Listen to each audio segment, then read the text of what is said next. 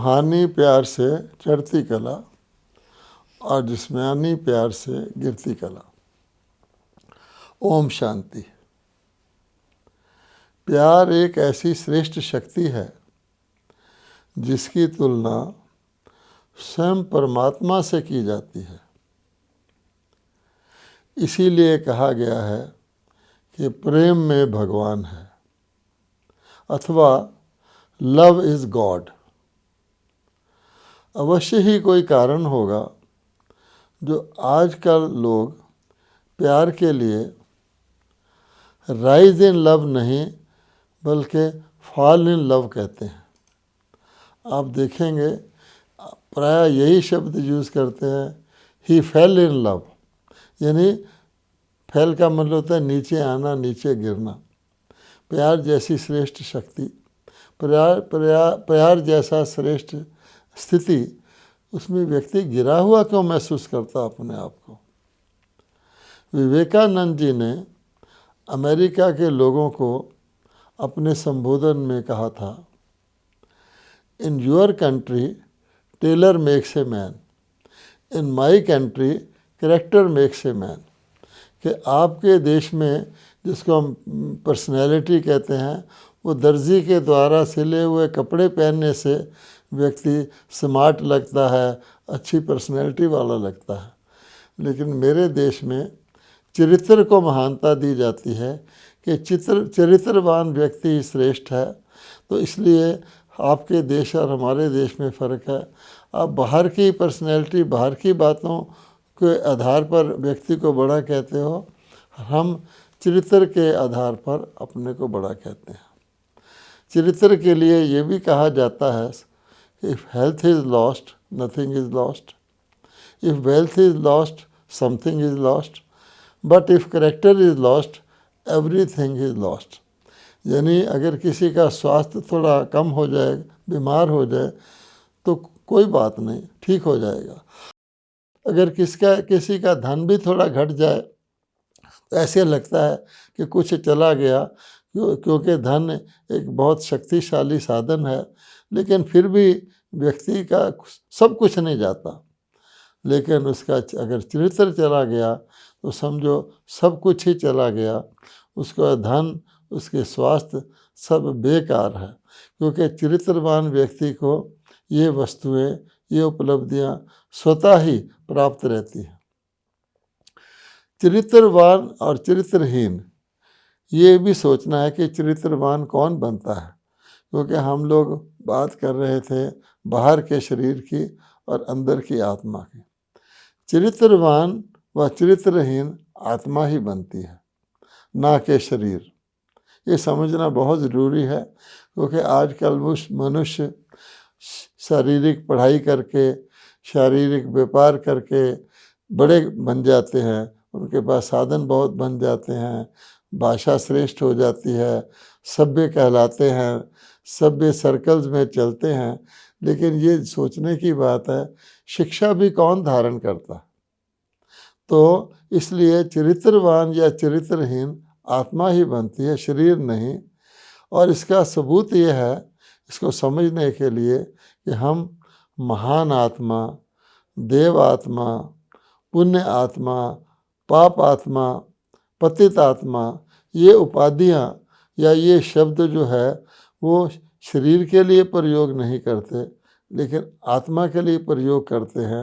अर्थात महानता अथवा नीचता जो है वो आत्मा की स्थिति के ऊपर होती है। जैसा कि भगवत गीता में भगवानोवाच है, भगवान क्या कहते हैं कि मानव की सबसे बड़ी भूल स्वयं को आत्मा ना मानकर शरीर समझना है। भगवत गीता में मनुष्य की गिरावट, यानी पैराडाइज लॉस्ट या फॉल ऑफ मैन जिसको कहा जाता है, उसका आधार बताया है कि जब से मनुष्य अपने आप को आत्मा ना मानकर शरीर मानने लगे हैं, क्योंकि हमने ऊपर बताया है कि महानता अथवा गिरावट आत्मा में ही आती है। इसलिए गीता के आदि में परमात्मा ने इसी सत्य का बोध कराया है कि तुम नश्वर शरीर नहीं हो किंतु अविनाशी आत्मा हो। ये खास शुरू में गीता में भगवान ने पहली भूल हमें बताई कि जो कुछ तुम आज दुख, अशांति, परेशानी देख रहे हो, ये इस भूल के कारण है कि तुम जो आत्मा है, जिसको ही ऊंचा करने से हमारे बोल, कर्म, वृत्ति सब ऊंची होती है, उसको भूलकर तुम शरीर मानकर शरीर को ही ऊंचा करने के लिए कई प्रकार से ये करते हो। इसलिए भगवान ने कहा कि तुम नश्वर शरीर नहीं हो किंतु अविनाशी आत्मा हो। शरीर की जो भी उपलब्धियां हैं वो शरीर के साथ, शरीर छूटने के साथ यहीं रह जाती हैं। और आजकल तो भरोसा ही नहीं है कि कब किसी का शरीर छूट जाए। लेकिन आत्मा के अंदर जो कुछ हम संस्कार के रूप में डालते हैं वो हमें तुरंत इस जन्म में भी उसका अच्छा फल मिलना शुरू हो जाता है, और शरीर छूटने के बाद भी आत्मा के अंदर वो हमारे अच्छे संस्कार या बुरे संस्कार आगे जाते हैं। इसलिए हम भारतवासी जो सतयुग में पूर्णता पावन और चरित्रवान देवी देवता थे, ये भी हमारा इतिहास है कि भारत देवभूमि था, भारत में नारी का सम्मान होता था, भारत के अंदर शेर गाय भी एक घाट जल पीते थे, अर्थात पशुओं में भी हिंसा थी, दूध की नदियाँ बहती थीं, दूध घी की, सोने की चिड़िया था, तो वो भी हम भारत ही था। हम भारतवासी ही सतयुग में देवता थे। और ये कोई कल्पना नहीं है, क्योंकि आज भी हमारे मंदिरों में उन देवी देवताओं की मूर्तियां स्थापित है, और हम उन मूर्तियों, जब उनकी मूर्तियों के आगे जाते हैं तो हम वर्णन करते हैं उनके बारे में कि आप सर्वगुण संपन्न हो, 16 कला संपूर्ण हो, संपूर्ण निर्विकारी हो, मर्यादा पुरुषोत्तम हो, धन धान्य संपन्न हो, अटल अखंड सुख शांति में सतयुगी विश्व में रहते हो थे। और मैं जो हूँ आज देखो, हम बदल बदल कर सतयुग से धीरे धीरे धीरे धीरे आज कलयुग में आ गए हैं, देह मानते हैं, तो मैं नीच हूँ, पापी हूँ, कपटी हूँ, ये सब हम बोलते हैं। आरती में भी हम रोज़ प्रेयर करते हैं, हे परमात्मा विषय विकार मिटाओ, मेरे पाप हरो, मैं मूर्ख हूँ, खल हूँ, कामी हूँ, हमारे पर कृपा करो। तो ये सारी बातें जो हैं ये हम मुख से बोलते हैं। इसलिए भगवान कहते हैं कि सतयुग में पावन एवं चरित्रवान देवी देवता थे, और वही देवी देवता सतयुग बीत गया, त्रेता बीत गया, द्वापर युग में स्वयं को शरीर मानने की महान भूल कर दी उन्होंने। इसलिए कहा जाता है कि द्वापर से लेकर विकर्मी संमत, विकर्म करने वालों का संमत शुरू हो गया, या ये कहा जाता है देवता पुण्य क्षीण होकर वाम मार्ग में चले गए। तो वहीं द्वापर युग में स्वयं को शरीर मानने की महान भूल के कारण क्या हुआ, फिर 5 विकार यानी 5 कमजोरियां जो हम अच्छी तरह जानते हैं, काम, क्रोध, लोभ, मोह, अहंकार, जिसका गीता में वर्णन है ये तुम्हारे शत्रु हैं, उनसे हम ग्रसित होकर पतित बन गए। तो सतयुग में हम पावन थे, और पतित क्यों कहलाते हैं, भगवान को पतित पावन कह के याद क्यों करते हैं, हम अंदर से जानते हैं। आत्मा हमारी जो है उसके अंदर ये 5 विकार की विकृतियाँ या विकार या कमज़ोरियाँ हैं, जिसके कारण से हम जो कुछ सोचते हैं, जो कुछ बोलते हैं, जो कुछ करते हैं, जिस किसी के संपर्क में आते हैं, वो पतित के हिसाब से होता है, जो हर कर्म हमारा अनराइटियस पाप कर्म बन जाता है। अब देखिए इसका परिणाम क्या हुआ कि हमारा शुद्ध आत्मिक प्रेम लुप्त हो गया, और इसने शारीरिक संबंधों अथवा पदार्थों से मोह और लगाव का रूप ले लिया। आज हम देखेंगे तो शरीर को ही सब कुछ मानते हैं, शरीर के संबंधियों को अपने सहयोगी मानते हैं, कोशिश करते हैं कि हमारे रिश्ते नाते, हमारी मित्रता संसारिक तौर पर अच्छे लोगों से हो, हम उनका स्टेटस पूछते हैं, उनका धन पूछते हैं, इत्यादि इत्यादि।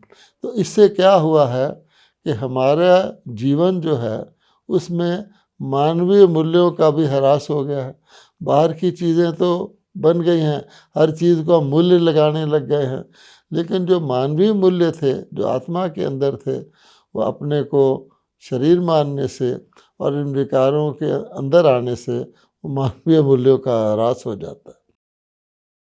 आज मनुष्य की सूरत तो इंसान की है, लेकिन उसमें इंसानियत कितनी बची है ये हम सब देख रहे हैं। इंसानों की संख्या बढ़ती जा रही है, लेकिन इंसानियत तो नाम मात्र की कहीं कहीं दिखाई पड़ती है। अब मूल्यों में गिरावट से प्रेम का स्तर भी गिर गया। गिरे हुए अर्थात पतित व्यक्ति का प्रेम भी आप देखेंगे स्वार्थपूर्ण एवं झूठा होता है। ये हम सारे जीवन व्यवहार में देखते हैं। वो नकली प्यार दिखाएगा, उसका स्वार्थ होगा, और जो ही उसका स्वार्थ पूरा हुआ या उसका स्वार्थ कहीं और सिद्ध होना शुरू हुआ, वो आपकी तरफ पीठ कर देगा। आप अपमानित महसूस करेंगे, आप देखेंगे कि मेरा ही व्यक्ति मुझे धोखा दे गया। इसलिए आज हम देखते हैं हम किसी पर विश्वास नहीं कर सकते, अपने सगे संबंधी पर विश्वास नहीं कर सकते। बेटा पिता को जीते जी मारने की कोशिश करता है ताकि उसका इनहेरिटेंस उसे जल्दी मिल जाए। ये सब चीज़ें हम समाज में देख रहे हैं, और इस कारण से ही आज के प्रेम को फॉल इन लव कहने लगे हैं। वरना आप सोचिए, फॉल इन लव क्यों, राइज इन लव क्यों नहीं? क्योंकि एक गिरा हुआ व्यक्ति गिरा हुआ हरकत करेगा, गिरा हुआ ही बोलेगा, उसका प्रेम भी गिरा हुआ होगा। तो इसलिए अपने मुंह से कहते हैं हम ये प्रेम कर रहे हैं, I have fallen in love with what, तो कहेंगे I have fallen in love with my car, with my bungalow, with my this relative, this my friend. लेकिन वो जो ही स्वार्थ पूरा हुआ तो और वो लव ख़त्म हो गया। तो फॉलन लव को लव समझना गलती है। ये एक प्रकार का स्वार्थ है, स्वार्थपूर्ण है, झूठा प्यार है। अब आप देखेंगे सच्चा रूहानी प्रेम मनोस्थिति को ऊपर ले जाने वाला अर्थात ऊंचा उठाने वाला होता है। सच्चे प्यार में व्यक्ति अपने आप को ऊपर उठता हुआ महसूस करता है। परमात्मा ऊंचे से है, और उससे प्रेम रखने से ऊंचे से प्रेम रखेंगे, उसको उसका संग करेंगे। इसलिए कहा जाता है सत्संग, यानी परमात्मा का संग रखने से व्यक्ति सत्यवादी, अहिंसक, दयालु, करुणामय, हमदर्द अर्थात पूर्णतः चरित्रवान बन जाता है कि जैसा संग वैसा रंग। अब परमात्मा तो पतितों को पावन बनाने वाला है, उसके संग से हमारे गिरे हुए स्थिति, हमारे विकार खत्म हो जाते हैं और उसकी जगह दैवी गुण ले लेते हैं। जब भगवान आए, उसका जो यादगार गीता है उसमें यही तो कहा हुआ है कि हे अर्जुन, तो आपको शरीर मानता है, उससे काम पैदा हो जाता है, काम से क्रोध पैदा हो जाता है, लोभ पैदा हो जाता है, और ये काम क्रोध लोभ नरक के द्वार हैं। भगवान ने ये भी कहा है कि मनुष्य अपना ही मित्र है, अपना ही शत्रु है। जब हम काम को लोभ मोह विकारों के अधीन होते हैं तो हम अपने शत्रु बन जाते हैं। हमारा प्यार भी नकली और झूठा, हमारी खुशी भी नकली और झूठी, सारा जीवन ही झूठा हो जाता है, सारी दुनिया ही झूठी हो जाती है। इसलिए तो हम कहते हैं कलयुग में झूठ ही झूठ है, सच की रत्ती भी नहीं। झूठी माया, झूठी काया, झूठा सब संसार। कलयुग के लिए तो कहा है, सतयुग के लिए तो ऐसे नहीं कहते ना। इसीलिए गीता का भगवान मनुष्य आत्मा को सहज ईश्वरीय ज्ञान एवं सहज राजयोग, जिसमें आत्मा का ज्ञान, आत्मा की ओरिजिनल आदि स्थिति का ज्ञान कि श्रेष्ठ तुम देव आत्मा थे, आज तुम कैसे ये पाप आत्मा बने हो, उसका ज्ञान, और योग लगाकर इन विकारों को योग बल से तुम्हारे अंदर से निकलेंगे। इसकी शिक्षा द्वारा हम आत्माओं को जीवन में रहते हुए कर्म योगी एवं कर्मातीत बनना सिखाते हैं। क्योंकि कर्म योगी का मतलब क्या है, आजकल कर्म तो सब करते हैं, लेकिन वो जो योग गायब हो गया है, उससे व्यक्ति का कर्म भोगी हो गए हैं, और भोगी व्यक्ति सदा रोगी रहता है। तो भगवान इसलिए कहते हैं कि इसकी तुम अनुभूति करो। जो भी ब्रह्मा कुमारी में आके इसकी अनुभूति करता है, उसको महसूस होता है, अनुभव करता है कि मेरा जीवन चढ़ती कला की ओर जा रहा है, मेरा प्यार मेरी स्थिति को ऊंचा कर रहा है। मैं अपने अंदर शुद्ध परमात्म प्रेम से और अन्यों को, आत्माओं को भी आत्मा भाई देखने के इस शुद्ध प्रेम से मेरा उड़ती कला हो रही है, चढ़ती कला तो क्या। और इसी अवस्था को हम चढ़ती कला या प्रेम अथवा राइज इन लव कहेंगे। ओम शांति।